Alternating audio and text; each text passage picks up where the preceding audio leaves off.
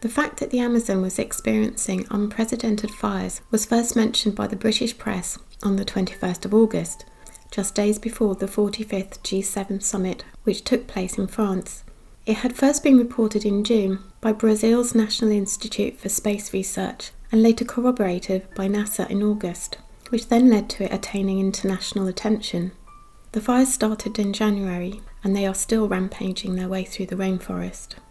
The consequences of the fires on animals is not well known, but some species with low mobility, such as insects and vertebrates, including turtles, lizards and amphibians, are unlikely to escape the fires.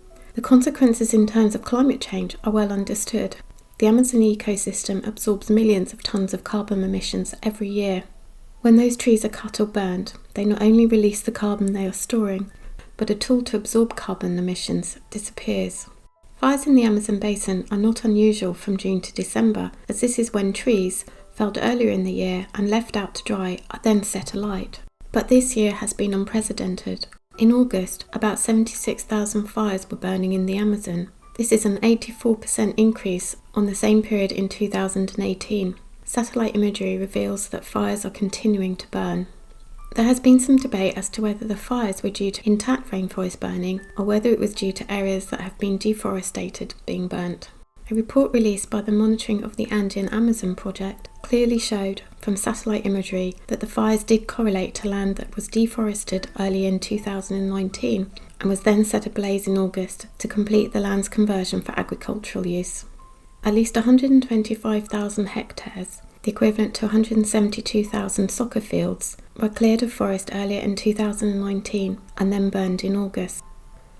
This increase in burning has been attributed to Brazil's new president, who took office in January.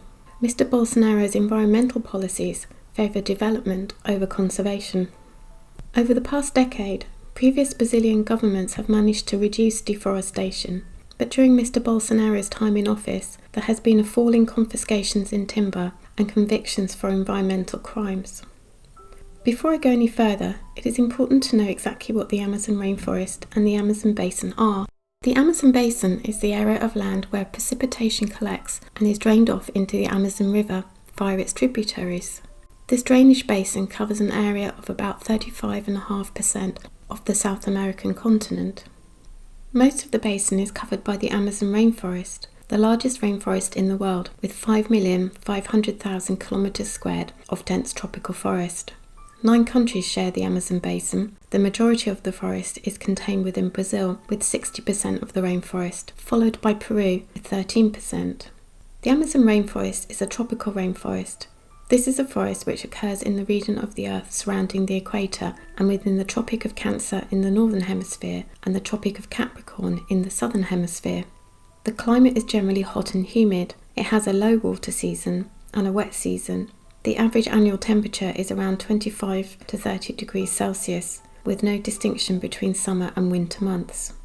The Amazon represents over half of our planet's remaining rainforests, which is a very scary thought when you consider what is happening to it.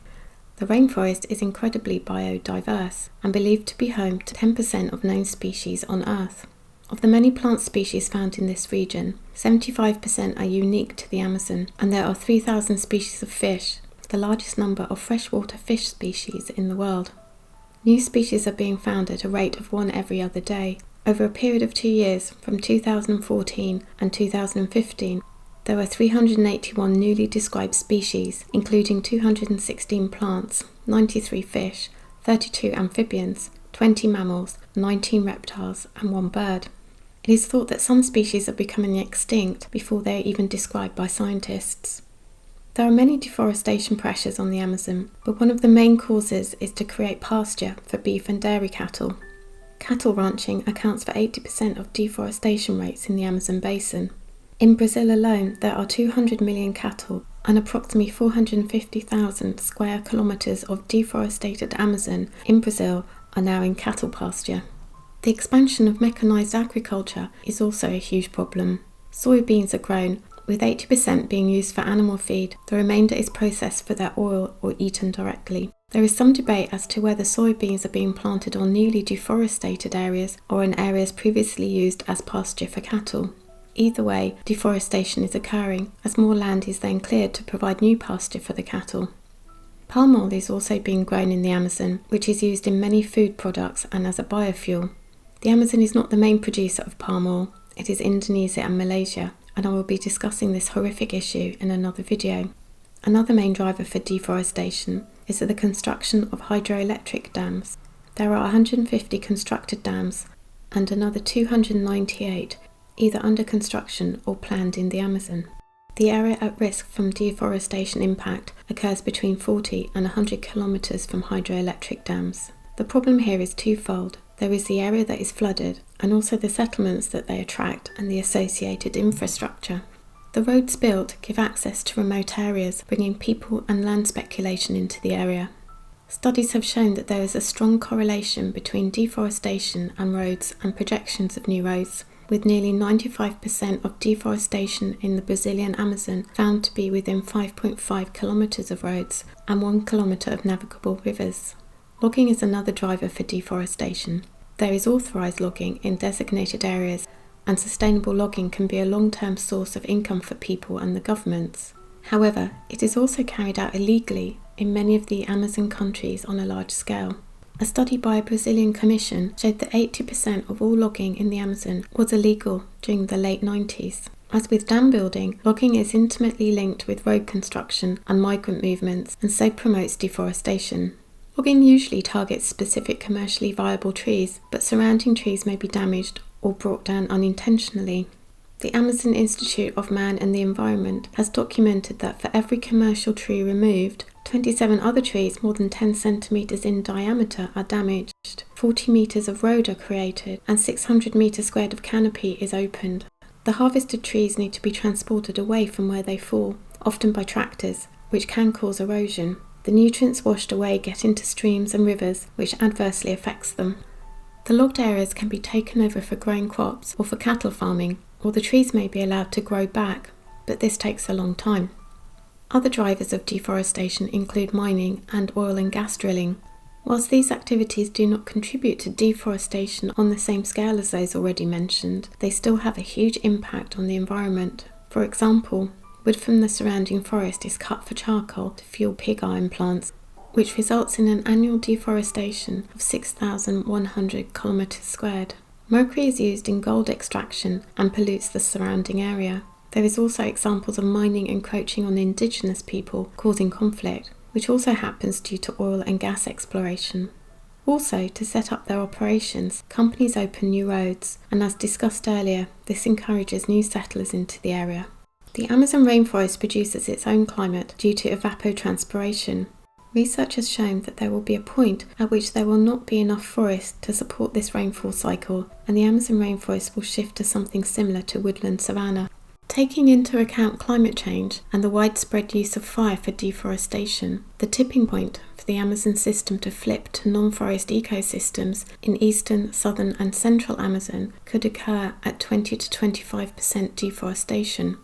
Statistics show that 17% of the Amazon has been lost in the past 50 years.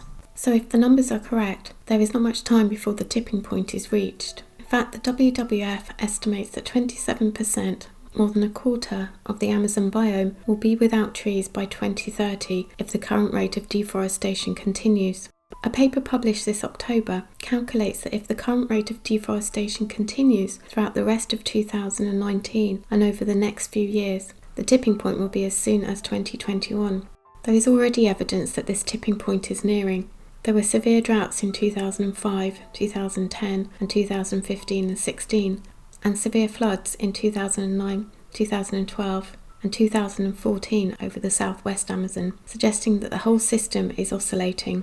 But what can we do to help stop deforestation? The WWF have outlined 5 ways in which we can help. I have put the website as the first one you can find in the description, as it has options for donating and to show your outrage by retweeting, as well as a petition to sign and details of becoming a member of the WWF. The 5th way WWF suggests is to eat deforestation-free food, so knowing where your beef and soya comes from is important. While as individuals we can make an effort to eat deforestation-free food, it is governments that are going to make the biggest impact. The UK government debated the issue of the fires in the Amazon on the 7th of October in response to an e-petition relating to deforestation in the Amazon. The outcome was that the UK government shares concerns about the deforestation in the Amazon. It has been working in partnership with Brazil for a long time, investing nearly $120 million in the international climate finance programmes. A request that the EU and UN impose sanctions on Brazil was ruled out as, and I quote, "The UK government wants to help Brazil with the fires, but also that it wants to trade with it, because that is the way of building its economy and ensuring that the sorts of fires that are currently raging are put out and stay out." At the G7 summit on the 25th of August, the UK Prime Minister pledged a further $10 million to help combat the fires. In total, $22 million, roughly £19 million, were offered to Brazil by the G7, primarily to pay for more firefighting planes. Mr Macron said that France would also offer concrete support with military in the region. Mr Bolsonaro rejected this funding, saying that it was coming from vested interests. However, recent polls show that the Brazilian public are overwhelmingly in favour of international aid for the Amazon, so perhaps he needs to think again. From a political viewpoint, I don't know what can be done.